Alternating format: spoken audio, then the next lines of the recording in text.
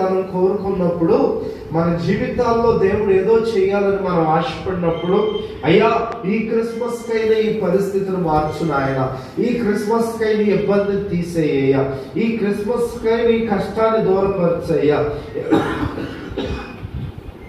ఈ క్రిస్మస్ కైనా అయ్యా నీ ఆరోగ్యం నాకు ఇవ్వు నాయన అని మనం ఒకవేళ ఆశపడుతూ ఎదురు చూస్తూ ఉంటే, నేను ఒక మాట చెప్తాను, ఈ క్రిస్మస్ మనకి జరగవలసింది ఏంటంటే ఆయన మనతో ఉంటే చాలు. హల్లెలూయా. కొంచెం గట్టిగా చెప్దామా? ఆయన ఎలా ఉంటే చాలు. హల్లెలూయా చెప్దామా?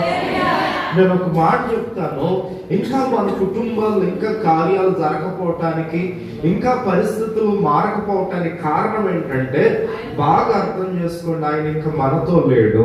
హల్లెలూయా. ఆయన ఇంకా మనతో లేడు. ఆయన మనతో ఉంటే ఆటోమేటిక్ గా మనం అనుకున్న కార్యం ఏమైపోయినట్టు? జరిగిపోయినట్లే. హల్లెలూయా చెప్తాం.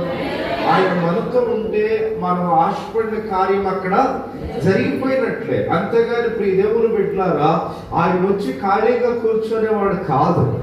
ఆయన వచ్చి ఊరికినే మన ఇంటికాడ కూర్చునేవాడు కాదు. మనం అలాగే ప్రార్థన చేస్తాం, అయ్యా మా ఇంటికి రాగాయన వచ్చి కొంచెం